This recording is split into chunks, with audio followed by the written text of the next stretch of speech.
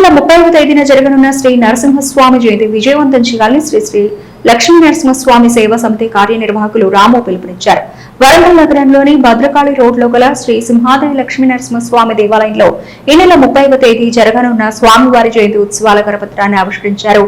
స్వస్తి శ్రీ పరాభవ నామ సంవత్సర వైశాఖ శుద్ధ చతుర్థి స్వాతి నక్షత్రమున శ్రీ నరసింహస్వామి జయంతి మహోత్సవాలు నిర్వహిస్తున్నామని ఉదయం 7 గంటలకు స్వామివారికి అష్టోత్తర శతభిషేకం 108 కలశాలతో స్వామివారికి అభిషేకం నిర్వహించనున్నామని, అనంతరం సుదర్శన నరసింహ అవాయహం మూలమంత్రం హవాయన చేయనున్నారని, కావున భక్తులెల్లరూ కుటుంబ సమేతంగా పాల్గొని జయంతి ఉత్సవాలను విజయంతం చేసి తీర్థ ప్రసాదాలు స్వీకరించాలని రాము కోరారు.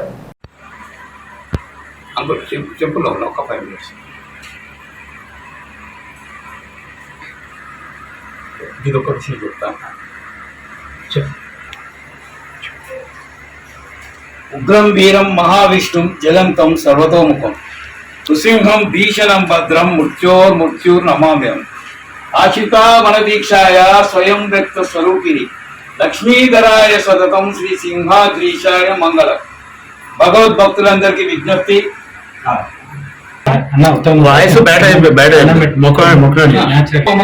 ఆ నిజ స్వరూపం అనే దానికి నిదర్శనంగా స్వామివారు ఆకాశంలో విహరిస్తూ ఉంటారు.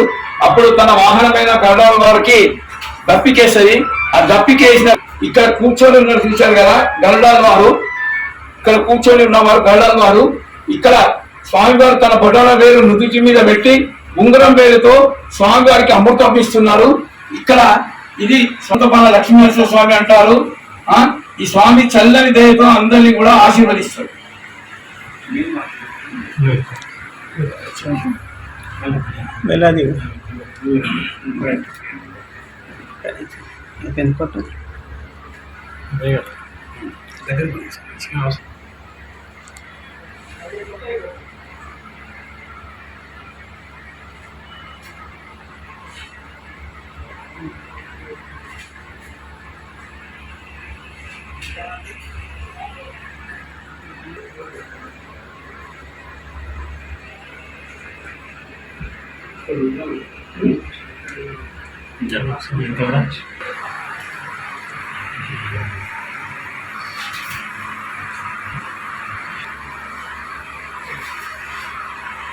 ఆయన ఉంటే భారత జీవితం ఏదవుతా నిప్పుతాడు అన్నా రామణ అయ్యా అన్నాడా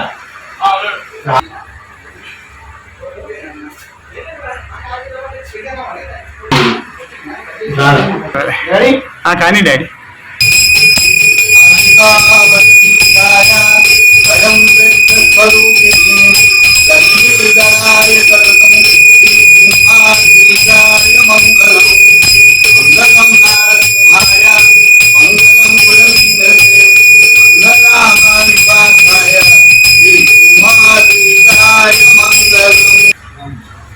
తీసుకోవాలి.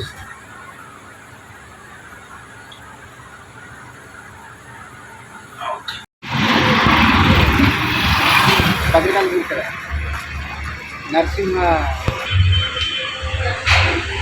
అయ్యన్న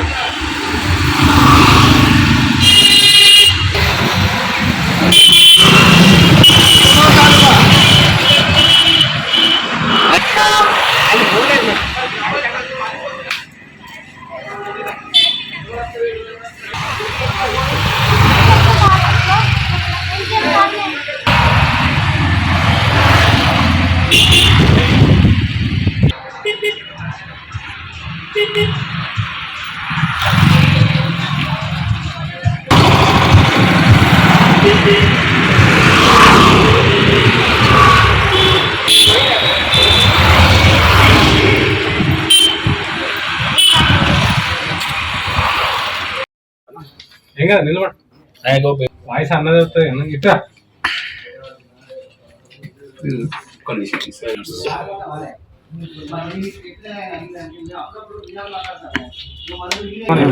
ఇట్లా మధ్యలో అట్లా పట్టుకోండి.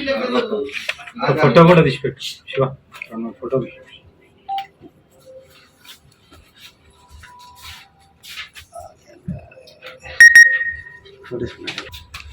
ఇంకా కొంచెం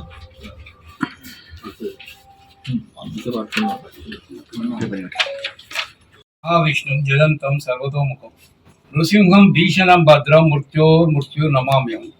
భగవద్భక్తులందరికీ విజ్ఞప్తి, 30వ తారీఖు నాడు నరసింహ జయంతి సందర్భంగా వరంగల్ మహానగరంలోని భద్రకాళి రోడ్ అయ్యప్ప గుడికి ఎదురుగా శ్రీ సింహాది లక్ష్మీ నరసింహస్వామి దేవస్థానం ఉంది. ఆ రోజు జయంతి సందర్భంగా స్వామివారికి నవనారసింహ హోమము, మూలమంత్ర హోమము, సుదర్శన లక్ష్మీ నరసింహ హోమము, తర్వాత అమ్మవారి హోమం జరుగుతుంది. తదుపరి స్వామివారికి 108 కలశాలతో అభిషేక కార్యక్రమం జరుగుతుంది.